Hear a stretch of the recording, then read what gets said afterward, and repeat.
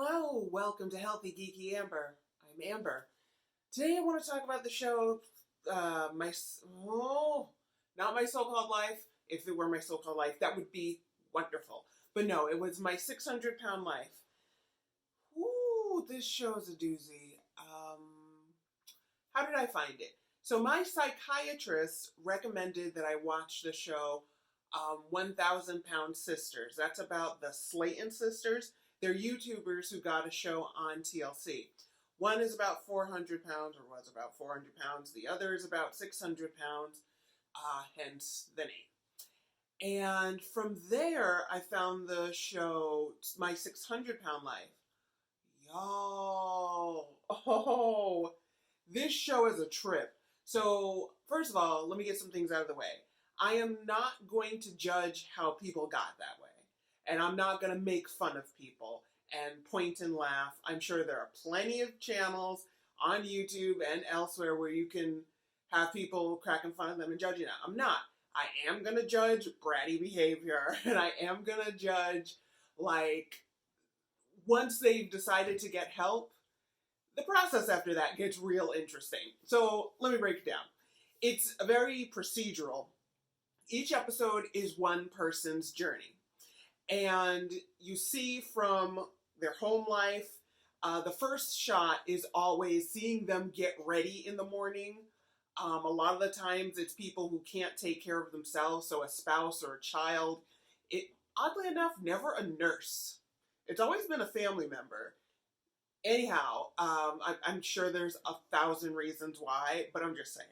So anyhow, it's this person getting ready. It's usually, like I said, either a family member or it's them using some sort of large brush, like a brush on a handle, and trying to get everywhere because they're so large it's hard for them to wash themselves. That is how every episode starts.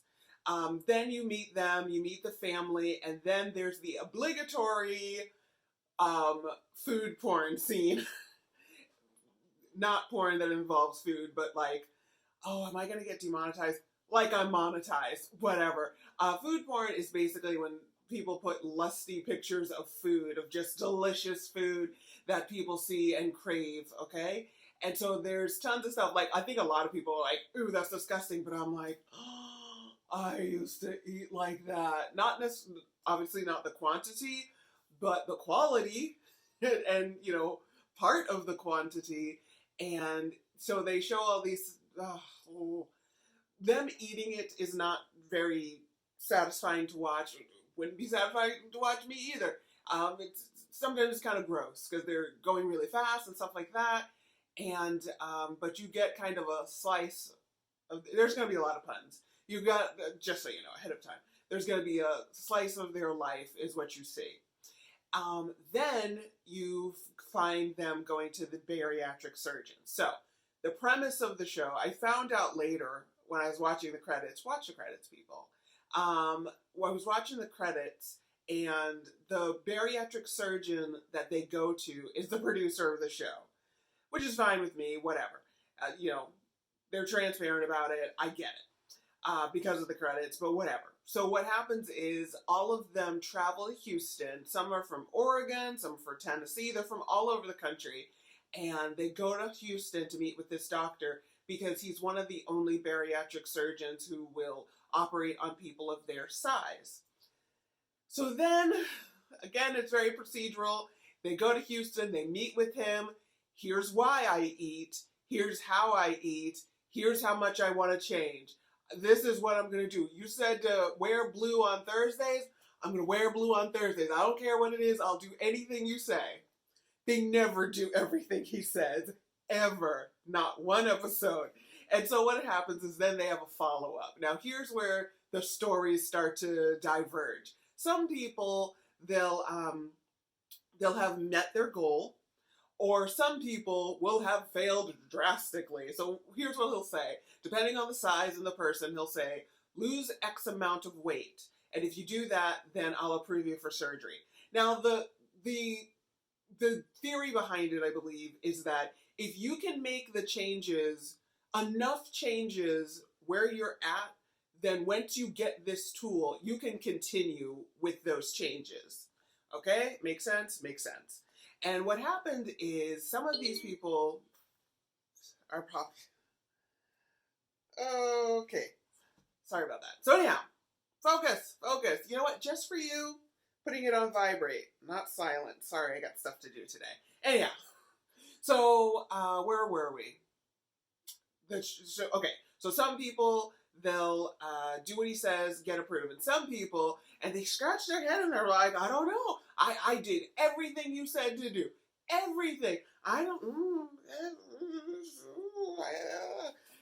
They never do it. The people who gain or don't lose enough, like there's always some, not a montage, but there's always like pictures of them before the meeting, like eating, stuff, the stuff they did before, but in smaller quantities, or some kind of BS. And here's the thing that I've discovered. The people who fail, what I think is happening is they think that their results should be as big as this is hard for them. So if they find this to be super, super hard, then that means that they should lose super duper weight. I have no idea why they show. You know what? Of course I have an idea. I've done this before too. It's like I've been feeling good. I probably lost weight. It's not how it works. Just because you wish and hope for something, you have to actually do work. So when they come in and they've gained weight, the excuses begin. This is when I start to judge. As a person who cannot wait to have surgery, I'm like, how spoiled are you to have this opportunity and to squander it? It annoys the F out of me. Now, I understand, obviously, that food addiction is a thing. Do not write me and talk about, well, technically, it's not. Shut up. Shut up. On this show, we're calling it an addiction. So I understand what it's like to crave food and to give into that and have it be an emotional release and blah, blah, blah, blah. I get it. But it annoys me when people aren't just like, yo, I messed up. This is hard. I don't know what to do. I need more help. As opposed to,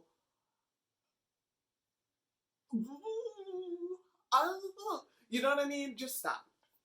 So then we go on to the next phase, which is either they get approved or they don't get approved for surgery. So sometimes he'll let them try again.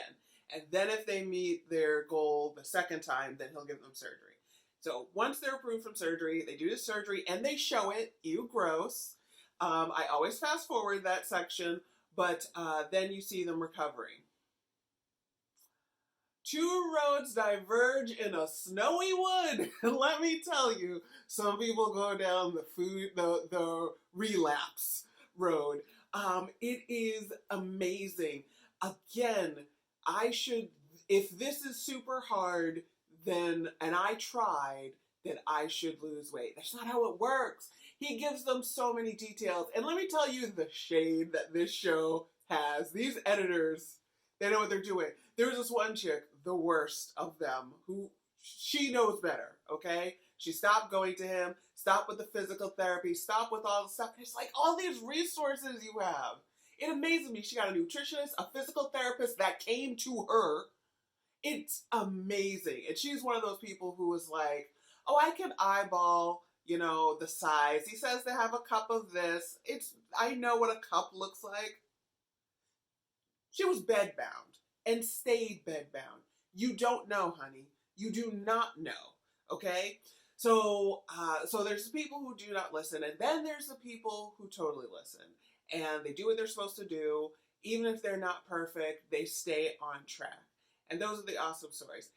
Let me tell you, this show is a cautionary tale for people who haven't gotten to that size. So like me, it's also frustrating that they have access to counseling and all that kind of stuff, and I do too. Not they don't get to come to me, but just how spoiled. Like he told this one woman that you have to walk after surgery, and it was painful and it was very hard for her, so she didn't want to try. So he sent her home. Then he made a home visit, and it was like, and she tried, and she at least got up for a couple seconds. Listen, if she had listened months before, then she could have been so much further along. But she knew better. And it's like, I don't know better. You know what I mean? I understand, trust your gut, no one's infallible, da da da da. but there are some fundamental things. From like the day I did my intake, they basically like, if you go in for surgery, afterwards, they need you to walk.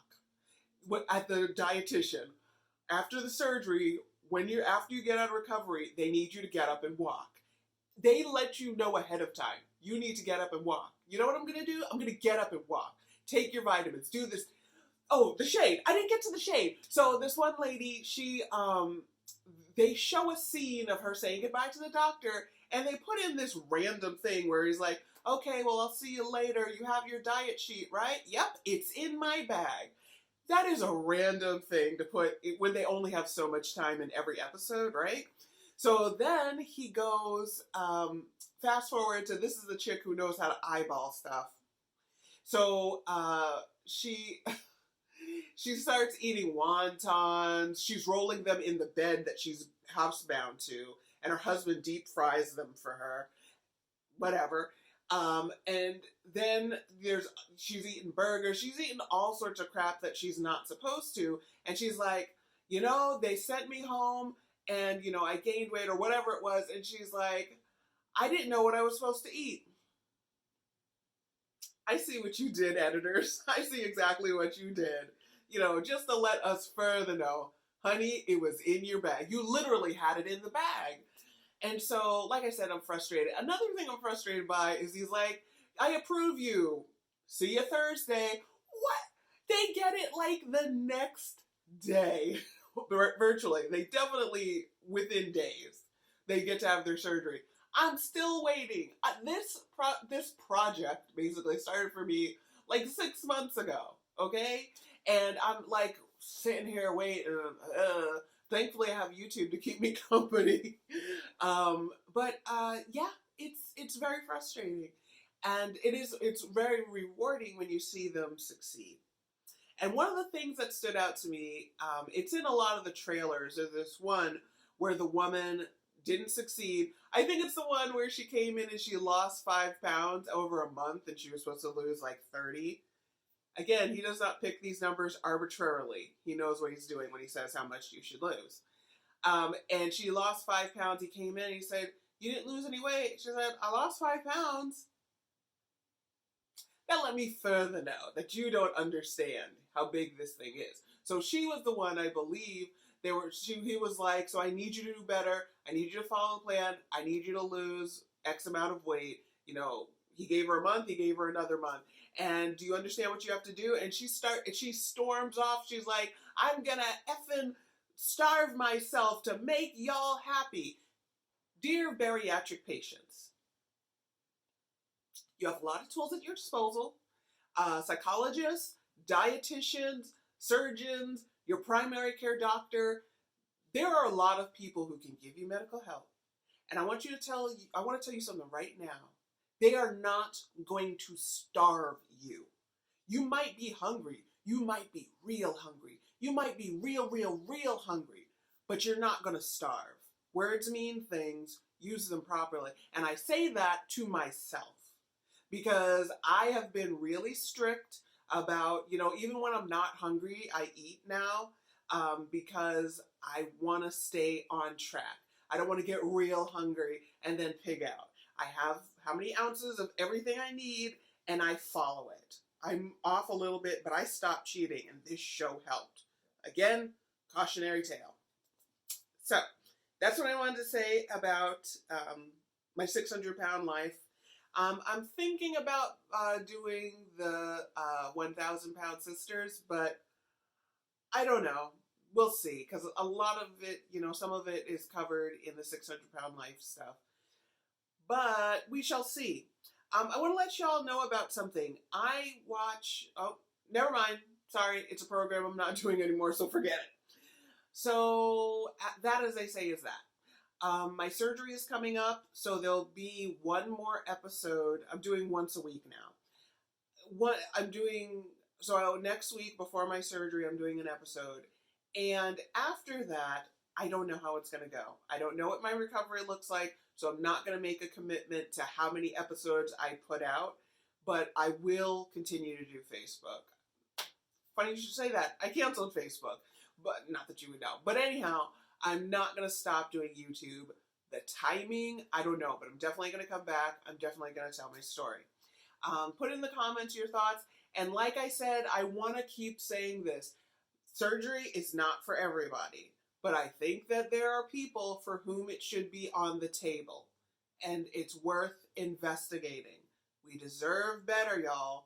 Okay? Especially us geeks, gang, geek gang. I need you to do something. I want you around for a long time because I need those subscribers. Anyhow, thank you so much for watching. I don't have a sign off, so bye.